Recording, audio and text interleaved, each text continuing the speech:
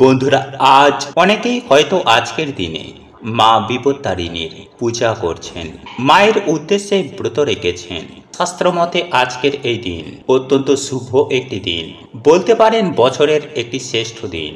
কিন্তু স্বয়ং পরমেশ্বর ভগবান শ্রীকৃষ্ণ বলেন, যে ব্যক্তি এই পূর্ণ পবিত্র দিনে ও রাতে এই মিষ্টি, এই ফল, এই সবজি খাদ্য হিসাবে গ্রহণ করে থাকে, সেই ব্যক্তির জীবনে একেবারে অধঃপতন নেমে আসে। এক কথায় বলতে গেলে সেই ব্যক্তি আজীবন দুঃখ দুর্দশায় জ্বলে মরে। ঠিক তেমনি স্বয়ং পরমেশ্বর ভগবান শ্রীকৃষ্ণ এও বলেন যে আজ এই পূর্ণ পবিত্র বিপত্তারিণী পূজার দিন যে ভক্ত বিপত্তারিণী ব্রত মাহাত্ম্য কথা একবার শ্রবণ করবে, সেই ব্যক্তির জীবন থেকে সকল প্রকার বাধা বিপত্তি কেটে যাবে। মায়ের আশীর্বাদে সেই ব্যক্তির ভাগ্য ফিরে যাবে। হ্যাঁ বন্ধুরা, আপনারা একেবারে ঠিকই শুনছেন, সেই ব্যক্তির জীবন থেকে দুঃখ কষ্ট দূর হয়ে যাবে। বন্ধুরা, শাস্ত্রে বলা হয়েছে যে এই বিপত্তারিণী ব্রত বা পূজা তখনই সম্পূর্ণ হয় যখন মা বিপত্তারিণীর এই ব্রত কথাটি শ্রবণ করা হয়। আজ বিপত্তারিণী ব্রত আপনি রাখুন বা আপনি নাই রাখুন, আজ যেহেতু বিপত্তারিণী ব্রতের সর্বপ্রথম দিন, তাই আজ মা বিপত্তারিণীর এই ব্রত কথাটি শ্রবণ করে মায়ের উদ্দেশ্যে আপনি যদি হাতে একটি লাল ধাগা বেঁধে নিতে পারেন, তাহলে মায়ের আশীর্বাদ যেমন আপনার সঙ্গে সাথে থাকবে, ঠিক তেমনি কোনো বাধা বিপত্তি আপনাকে ছুঁতেও পারবে না।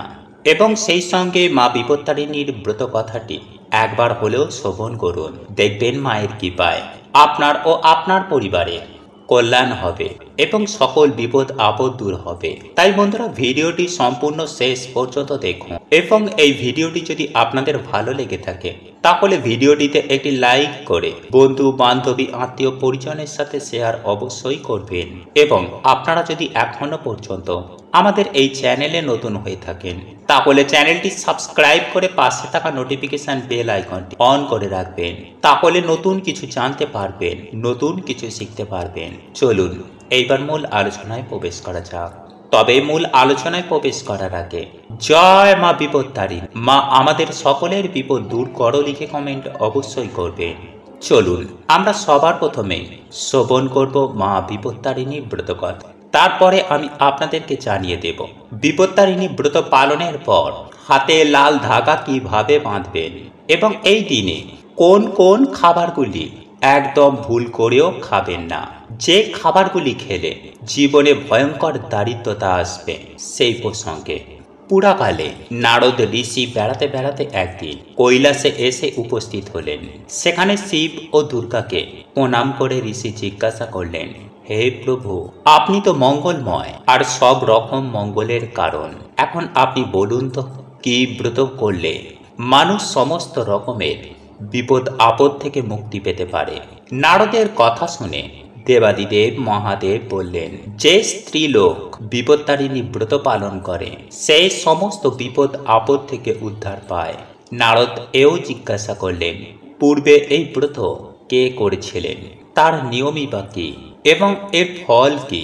অনুগ্রহ করে কৃপাপূর্বক আমাকে বলুন। নারদ মুনির এই কথা শুনে মহাদেব বললেন, পুরাকালে বিদর্ভ রাজ্যে একজন সত্যনিষ্ঠ রাজা ছিলেন। তার স্ত্রী রানীও ছিলেন ভক্তিমতী এবং যথেষ্ট গুণ সম্পন্না। ঘটনার চক্রে এক মুচিনীর সঙ্গে তিনি সই অর্থাৎ বন্ধুত্ব পাঠিয়েছিলেন।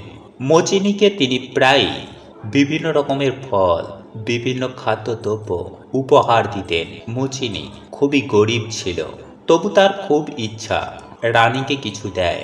রানী রোজই বলে, একদিন আমি তোমার কাছ থেকে চেয়ে নেব, কিন্তু চাওয়া আর হয় না। হঠাৎ একদিন রানী বললেন, তোমরা তো গো মাংস রান্না করো, একদিন একটু নিয়ে এসো, দেখবো কিরকম হয়। মুচিনী রানীর কথা শুনে খুবই খুশি হলো। খুব যত্ন করে সেই গো মাংস রাঁধল। তারপর কাপড় চাপা দিয়ে রাজবাড়িতে এনে রানীকে বলল, এই যে রানীমা, দেখুন আমি গো মাংস এনেছি। রানী সেই গো মাংস ঢাকাঢুকি দিয়ে নিজের ঘরে লুকিয়ে রাখলেন। এদিকে মুচিনী গোপনে গো মাংস আনলো বটে, তবে রাজবাড়ির একটি চাকর তা দেখতে পেয়ে গেল। সেই রাজাকে এসে সব কথা বলতেই রাজা এসে রানীকে বললেন, মুচিনি তোমাকে কি দিয়ে গেছে? যদি আপত্তিকর সে কিছু রেখে গিয়ে থাকে তাহলে আমি তোমার শিরচ্ছেদ করব। শীঘ্রই আমাকে দেখাও। রাজার এইরূপ ক্রোধ দেখে রানীর অত্যন্ত ভয় হলো। কাঁপতে কাঁপতে রানীমা বললেন, আমার ঘরে নানান রকম ফলমূল আর ফুলই আছে প্রভু। রাজাকে এই কথা বলার পর রানী মনে মনে মা দুর্গাকে খুব ডাকতে লাগলেন। রানীমা মনে মনে বললেন, হে মা বিপত্তারিণী, আমি আজ খুব বিপদে পড়েছি, আমাকে আশ্রয় দাও মা। এই বিপদ থেকে আমাকে উদ্ধার করো মা। আমি সারা জীবন তোমার ব্রত পালন করব। রানীমায়ের প্রার্থনায় দেবী সন্তুষ্ট হয়ে অভয় দিয়ে বললেন, তোমার স্তবে আমি সন্তুষ্ট হয়েছি। তোমার ঘরে যা ছিল সেটা এখন ফল মূল হয়ে গেছে। তুমি এখন সেগুলি রাজাকে গিয়ে দেখাও। রাজা খুবই সন্তুষ্ট হবেন। মা দুর্গার কথা মতো রানীমা ঘরে গিয়ে দেখলেন যে চুপড়িতে গোমাংসের বদলে রয়েছে এক রাস ফলমূল। রানীমা তখন এই সব কিছু এনে রাজামশাইকে দেখালেন আর রাজাও খুব সন্তুষ্ট হলেন। মা বিপত্তারিণী দুর্গার কৃপায় রানীমায়ের বিপদ কেটে গেল। মায়ের কাছে দেওয়া কথা মতো রানী প্রত্যেক বছর এই সময়ে মঙ্গলবার ও শনিবার দিন বিপত্তারিণী ব্রত রাখতে শুরু করলেন। 13 রকমের ফল, 13 রকমের ফুল, 13 গাছা লাল সুতো, 13 রকমের নৈবেদ্য মা বিপত্তারিণীর উদ্দেশ্যে নিবেদন করল। পূজার শেষে যথাযথ দক্ষিণা প্রদান করে 13 গাছার লাল সুতোর প্রত্যেকটিতে 13টি গিঁট বেঁধে পরিবারের সকলের হাতে বেঁধে দিল, স্ত্রীলোকের বাঁ হাতে আর পুরুষের ডান হাতে। এইভাবে বিপত্তারিণী ব্রতের কথা চারিদিকে ছড়িয়ে পড়ল। রানীমা প্রত্যেক বছর আষাঢ় মাসের শুক্লপক্ষের দ্বিতীয়া থেকে আরম্ভ করে দশমীর মধ্যে যে মঙ্গলবার ও শনিবার পরে সেই বারেই এই ব্রত পালন করতে লাগলো এবং সন্তান, স্বামী ও সম্পদ এই সমস্ত কিছুর সুখ ভোগ করে দেহত্যাগের পর রানীমা স্বর্গে চলে গেলেন। এই ব্রত পালন করলে সংসারে কোনো বিপদ আপদ থাকে না। মা বিপত্তারিণী সকল প্রকার বিপদ আপদ থেকে তাকে রক্ষা করেন। এই হলো বিপত্তারিণী ব্রত কথা। বন্ধুরা, শুধু মানুষ বিপদে পড়লে যে বিপত্তারিণী দুর্গার শরণাপন্ন নেন তা নন, দেবতারাও তাকে ডাকেন। যেমন যশোদা যখন কৃষ্ণকে বাইরে পাঠাতেন তখন দুর্গা নাম জপ করতেন। কালিয়া দমনের সময় স্বয়ং পরমেশ্বর ভগবান শ্রীকৃষ্ণ মা দুর্গাকে স্মরণ করেছিলেন।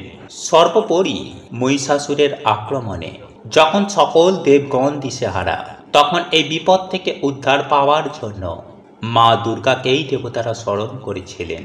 তাই বন্ধুরা, প্রত্যেক বছর একবার হলেও এই বিপত্তারিণী ব্রত পালন করার চেষ্টা করুন এবং আজকের দিনে হাতে লাল সুতো বা ধাগা অবশ্যই বাঁধুন। কারণ বন্ধুরা, এই বিপত্তারিণী পূজার সব থেকে গুরুত্বপূর্ণ অংশ হল হাতে লাল সুতো বাঁধা।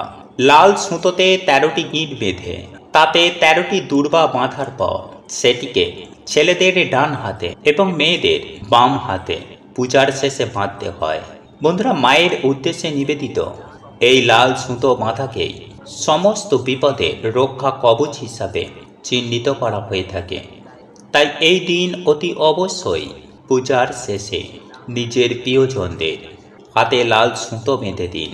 আর হাতে লাল সুতো বাঁধার সময় মনে মনে এই সময়ে একটি মন্ত্র 3 বার উচ্চারণ করতে হয়।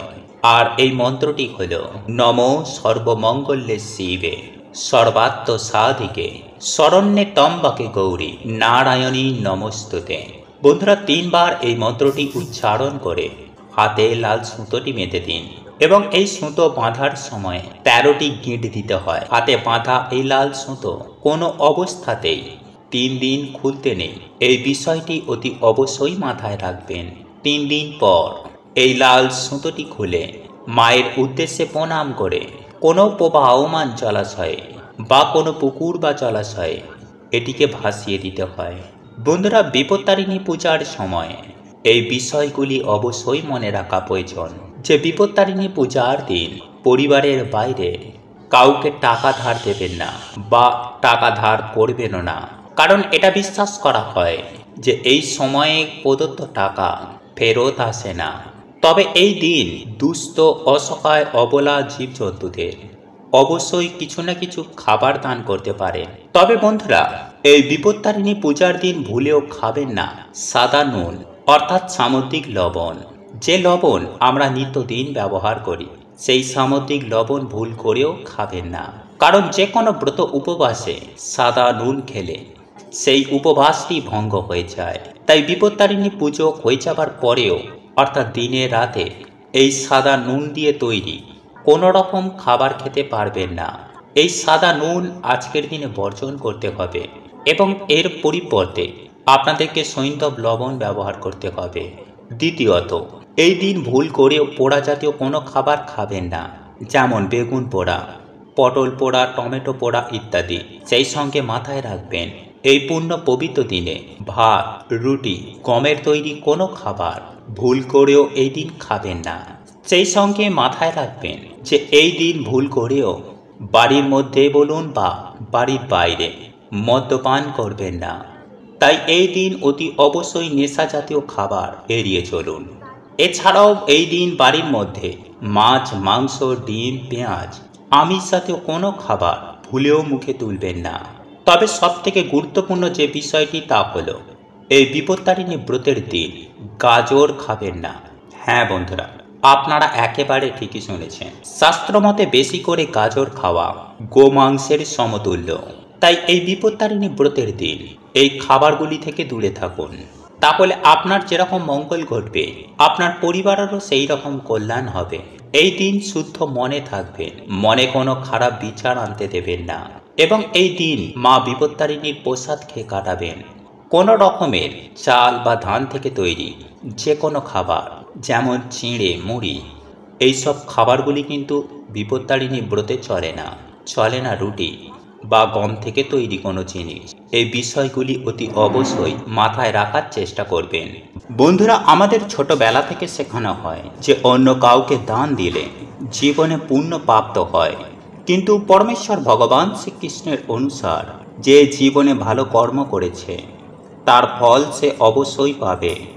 কিন্তু কিছু জিনিস বন্ধুরা কখনোই কাউকে দেওয়া উচিত নয়, নইলে জীবনে নেমে আসবে ঘোর অন্ধকার ও চরম ভয়ঙ্কর দারিদ্রতা। এতেই সংসার তছনছ হয়ে যাবে, পরিবারে অকাল মৃত্যু আপনি দেখতে পাবেন। তাই বন্ধুরা, জীবনে সুখে থাকতে এই দিনে এই বিষয়টি অবশ্যই মাথায় রাখা উচিত। বন্ধুরা, বিষ্ণু পুরাণ ও গরুড় পুরাণ অনুসার এই 5টি জিনিস মা লক্ষ্মীর সঙ্গে সম্পর্কিত রয়েছে। তাই যার জীবনে মা লক্ষ্মীর কৃপা থাকে তার জীবনে সুখ, শান্তি, মান, সম্মান, অর্থ, ধন সম্পত্তি কোনো কিছুরই অভাব হয় না। কিন্তু যার জীবনে মা লক্ষ্মীর কৃপা থাকে না তার জীবন অত্যন্তই কষ্টদায়ক হয়। তাই বন্ধুরা, আপনিও মা লক্ষ্মীর সাথে সম্পর্কিত এই দিনে এই 5টি জিনিস কখনোই কাউকে দেবেন না।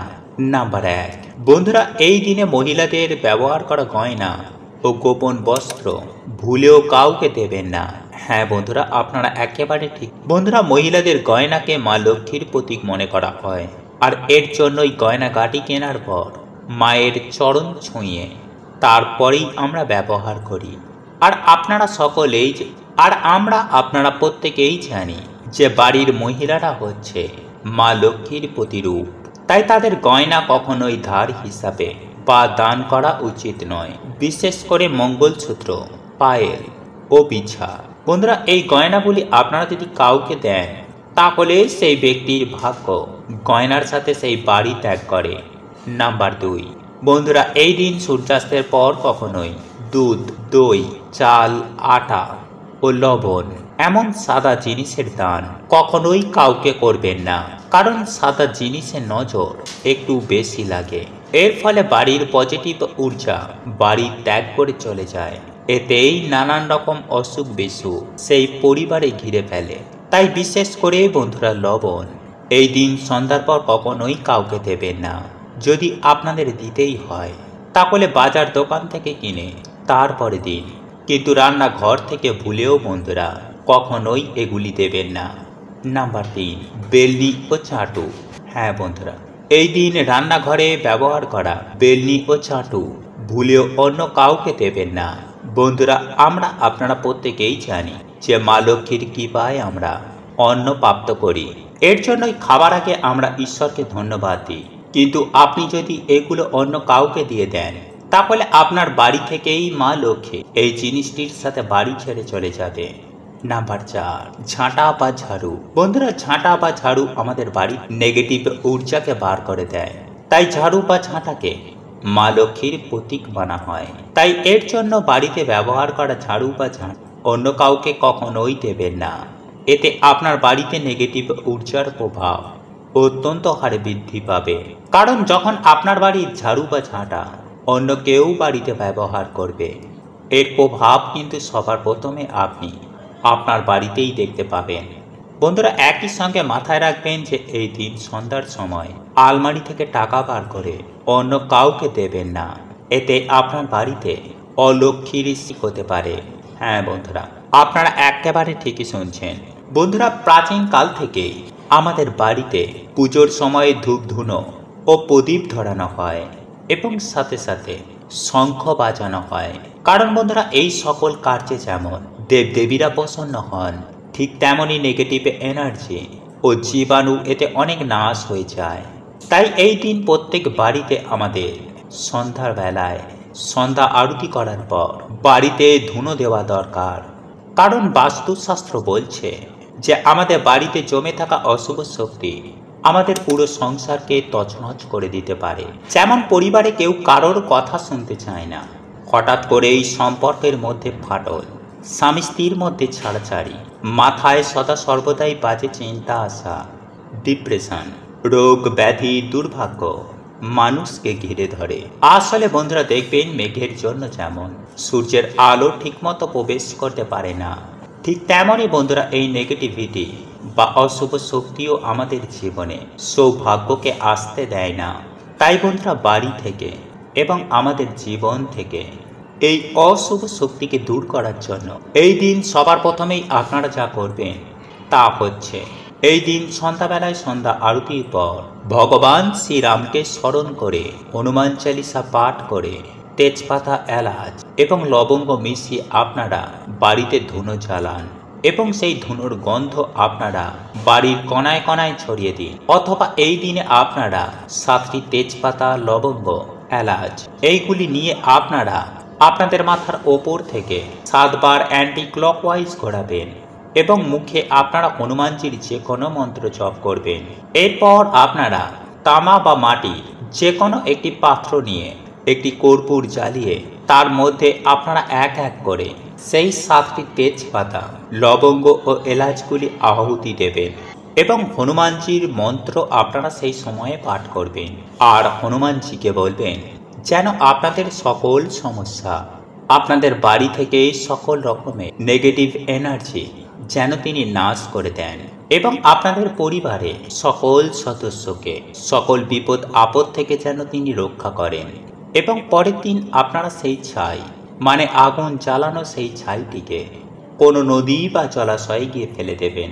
বন্ধুরা, এই পূর্ণ পবিত্র দিনে সব থেকে গুরুত্বপূর্ণ কাজ হচ্ছে যে এই দিন সকালে ঘুম থেকে উঠে আপনারা স্নান করে তুলসী মঞ্চে কিন্তু অবশ্যই জল নিবেদন করবেন। কারণ তুলসী সেবা ছাড়া কখনোই কিন্তু সেই বাড়িতে মা লক্ষ্মী ও ভগবান বিষ্ণুর কৃপা হয় না।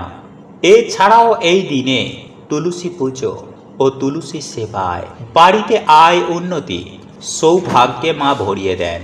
নাম্বার 2, বন্ধুরা, যাদের বাড়িতে কিছুতেই অর্থ সমস্যা কাটছে না বা যারা সারা বছর বিভিন্ন রকম ঝগড়া ঝামেলা সমস্যা বা রোগ ব্যাধির মধ্যে ঘিরে রয়েছে, তারা অবশ্যই বন্ধুরা এই দিনে বাড়িতে একটি প্রদীপ জ্বালিয়ে পরিষ্কার জামা কাপড় পরে মায়ের সামান্য হলেও আপনারা পুজো অর্চনা করুন।